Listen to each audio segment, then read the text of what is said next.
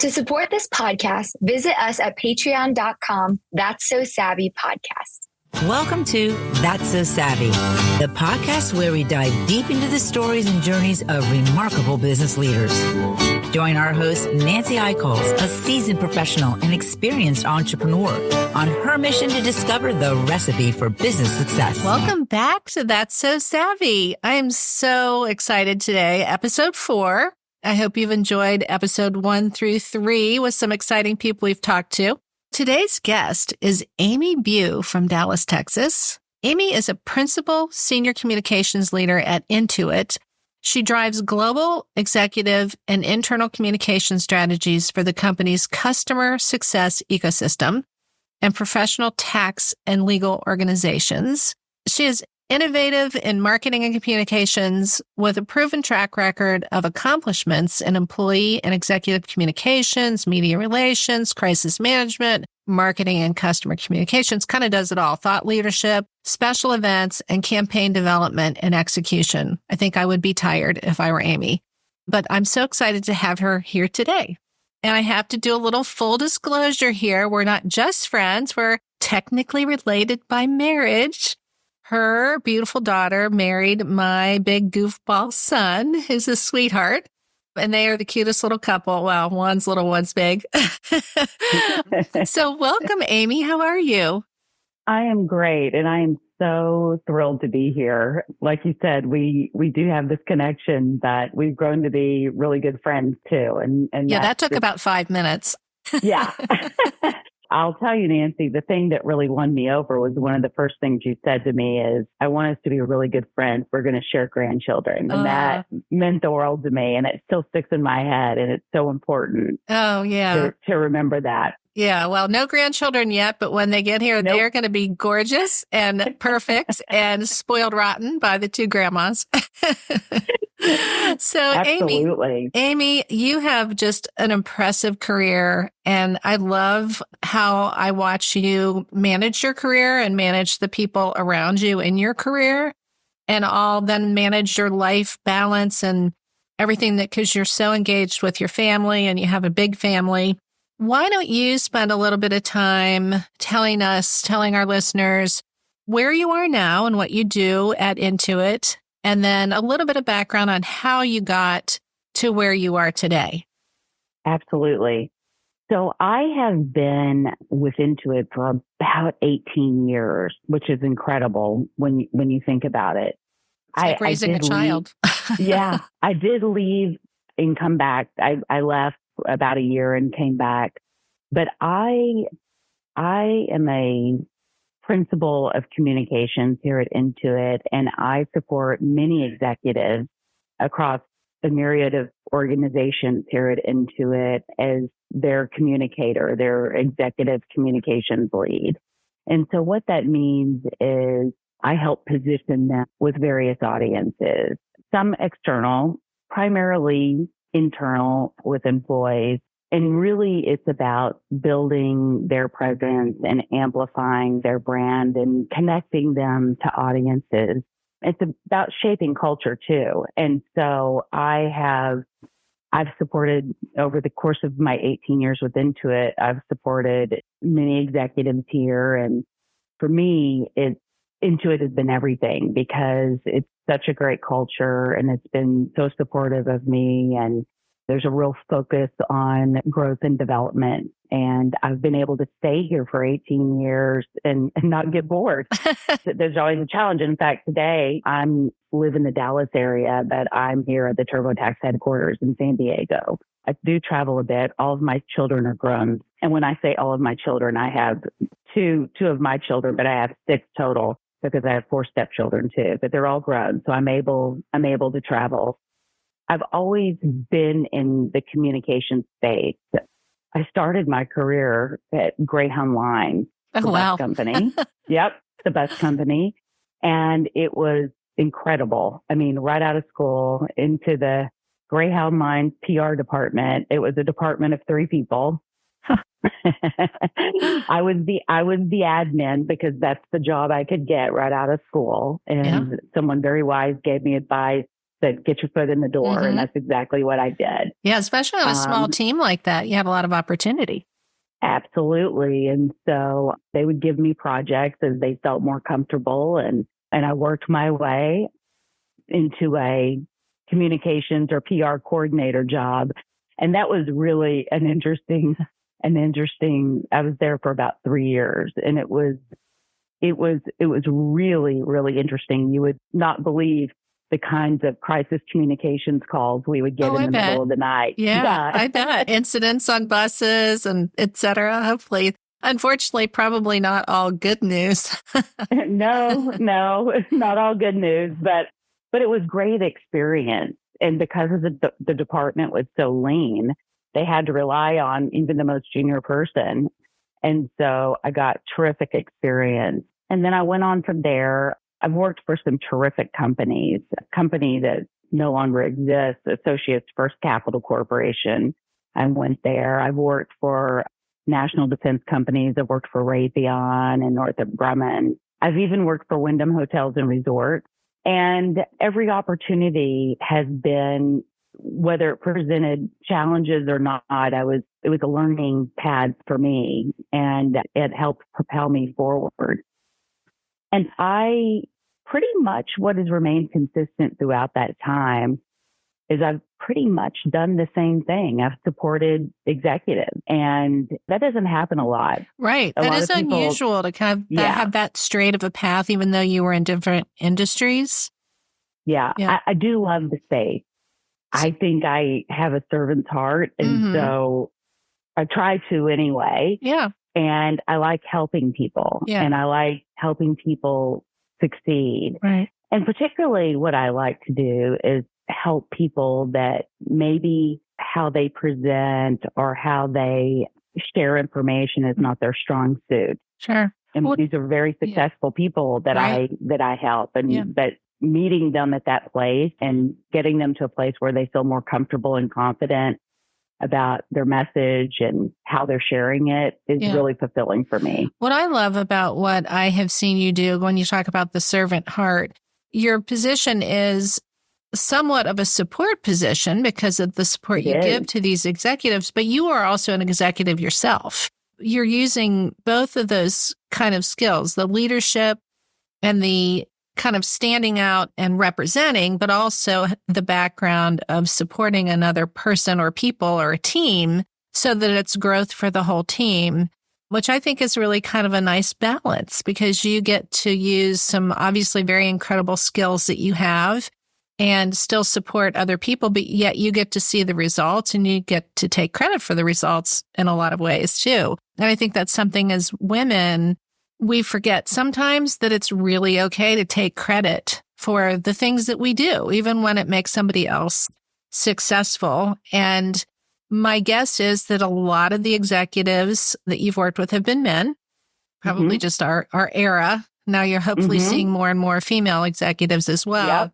One of the things I really wanted to talk about, kind of your savvy secret, I think, is confidence. And you mentioned that in your pre-notes. I know kind of a little bit where you might go with this, so I'm going to kind of let you take off. But confidence can be, particularly for women, it can be a pro and a con. It can be used in a positive way and a not so positive way sometimes, or perceived as not so positive. So let's talk a little bit about that and how maybe in your early career, confidence was one thing and maybe it's something a little bit different today. Yeah, sure thing. When I started out, been a few years ago. Well, we're only 35, Amy. Yeah, exactly. That was back at a time where part of it was my personality. Start out young and you're like, I'm just so happy to be here. Someone give me a job. And then you realize if I do my job well enough, people will recognize me and they will notice. And that doesn't necessarily happen. One of the things that I wasn't particularly good at earlier on was amplifying my own achievements.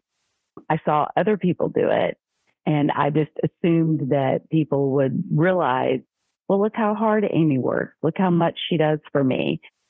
because you start to feel like that is being boastful, or that is, you're bragging. And what I came to realize is if you're not confident in yourself, others won't be either. Confidence is an interesting thing. I think we've discussed by gender and by age. A lot of times my experience has been overly confident women, or just confident women in the workforce, can be perceived as a certain way. We'll leave it at that. But the young people that are confident, and I think, Nancy, you and I have talked about, we should embrace young, confident Absolutely. people. I certainly was not as confident as I should have been at a younger age. Part of that was just, I didn't feel comfortable in my own skin. I was unsure of myself. I didn't think that people would respect what I had to share. But when you think about my career, that is critical. That is key to building relationships with senior executives. You have to instill that confidence in them, and you have to build trust with them. And it's a very much relationship first in my business. You build the relationship, and then you earn the right to guide and counsel and direct, and sometimes give tough feedback. Right. It's so critical, but finding that balance as you're coming up in your career can be really, really difficult. And what I've learned is, boy, and isn't this the case with a lot of things in life? If only I had known then what I know now, know, crystal ball.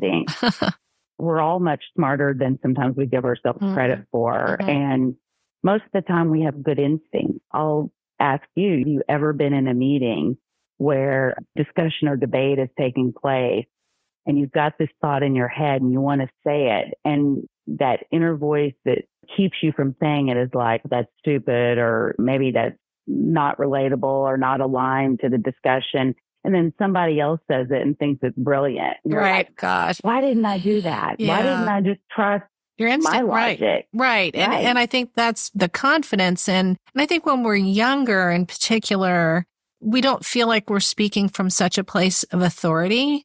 Whereas now I find I have to be a little careful, because if I say something, people think it's gospel.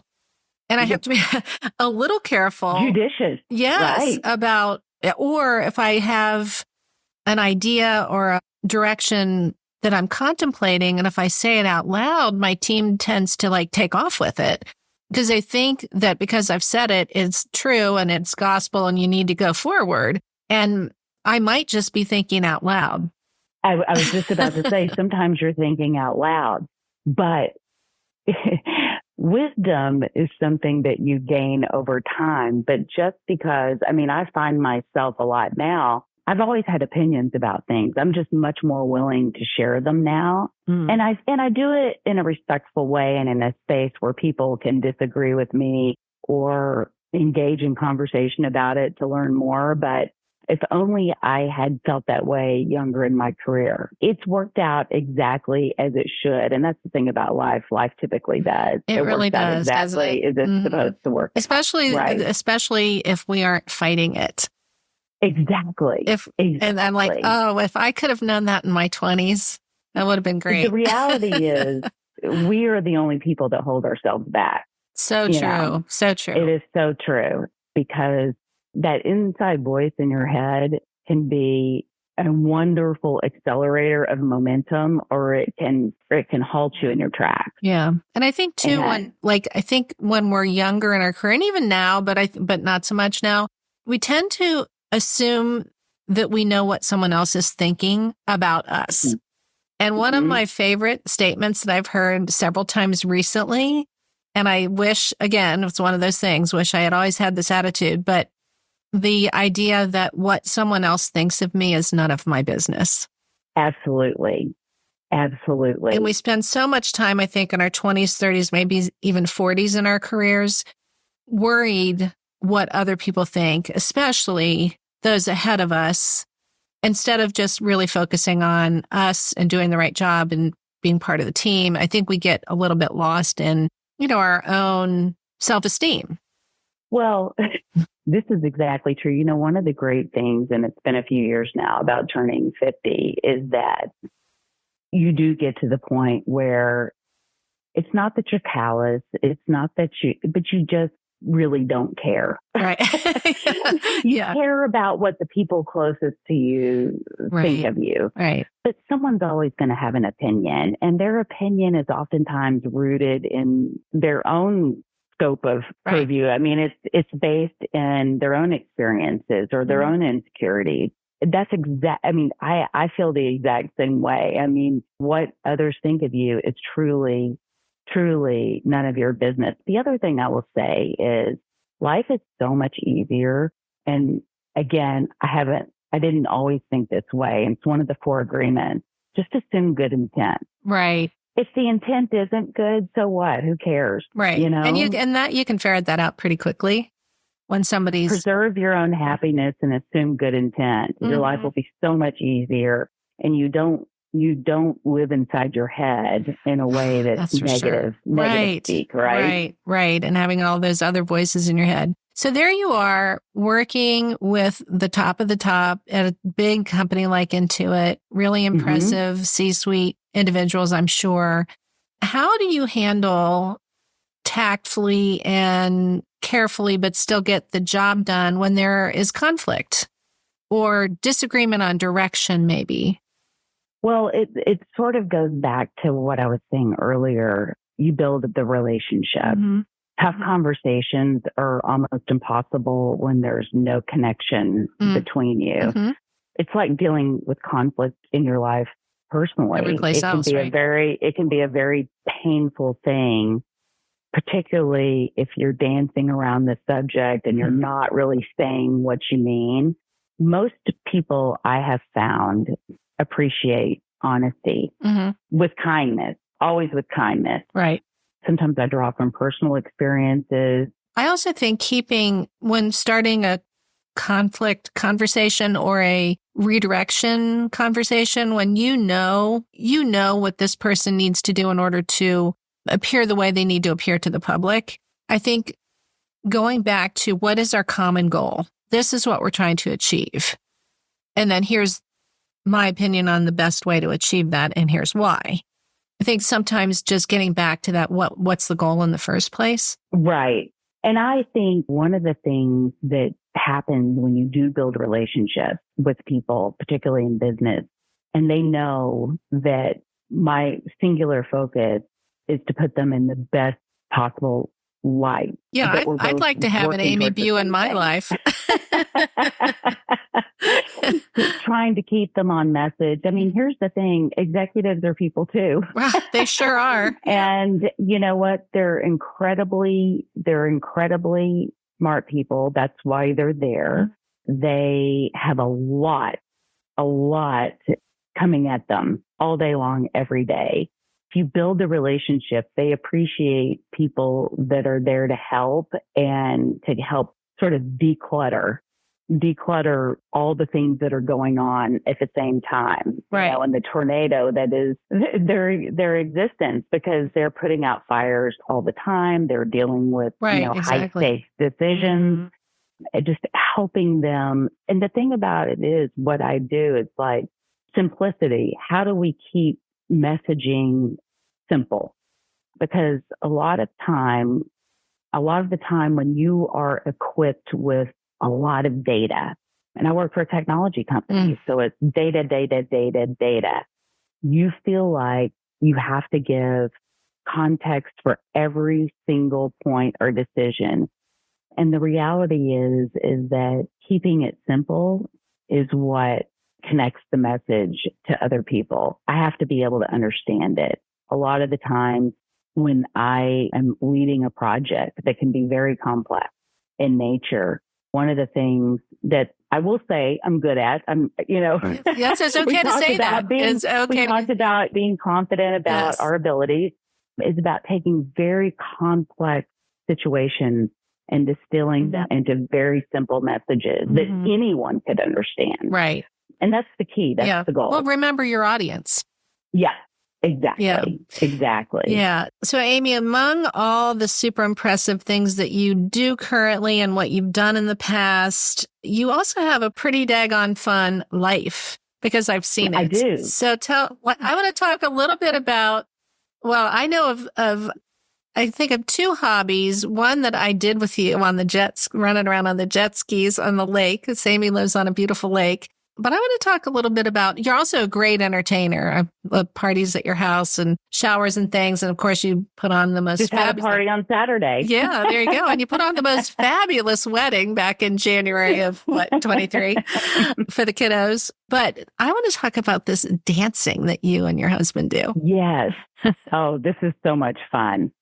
So during the pandemic, as you know, the world shut down and there was very little to do. I mean, we got really good at crossword puzzles and Netflix specials. But once all that has dried out and you've exhausted those activities, we started to take dance. And I'll tell you how it came about. So my husband is from Iowa, got to Texas as fast as he could. And this is a second marriage for us both. We had been married for a few years and I told John, I said, John, you don't have a pair of cowboy boots. You have to have cowboy boots. I'm not a cowboy boot person. Not necessary. We went to Fort Worth one day. He bought the nicest cowboy boots anyone could ever possibly buy. I mean, they're beautiful. They were absolutely gorgeous. And I said, you don't even know how to two-step. The reality is I didn't really even know how to two-step, and I'm a born and bred Texan. So I asked him to buy a dance lesson for us, and he did I think it was for Mother's Day. And that was 3.5, almost 4 years ago. Oh, wow. So we've been taking dance for 4 years, a wonderful studio in Plano, Dance Vision. Shout out to Dance Vision. There you go, in the show notes. Wonderful studio in Plano. They have studios in the Dallas area, I think in Houston too. But we started taking dance and we were just going to learn how to two-step. And from there, we learned the progressive two-step, the country waltz. Then we got into salsa dancing, West Coast swing, East Coast swing. So we are all in on dancing, and it's really turned out to be wonderful. We go to the studio once a week. Sometimes we compete. I know. I love what you have. Yeah, competitive. Yeah, we're actually working on a piece right now for June. So it's a little bit of a West Coast swing. Nice. And the music selection is Hall & Oates' Rich Girl. So that's the music. So we're really excited about that. It's a lot of fun. Yeah. And the greatest thing about it is, and this is what I always try to tell my kids, try something new, try something that you don't think you would be interested in, because or that you don't think you can do necessarily. Or that you don't think you can do. Yeah. I mean, John, he was a very reluctant participant. And he loves it as much as I do. Yeah. Well, what I love is that it's something that you two only do together. Yep.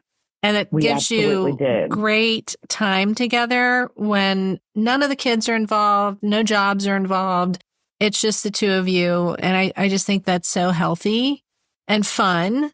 And it's been fun to kind of watch it from the sidelines, watching it evolve for both of you and how much time that you invest in it, but really you're investing in each other when you're participating in that hobby, which I think is awesome.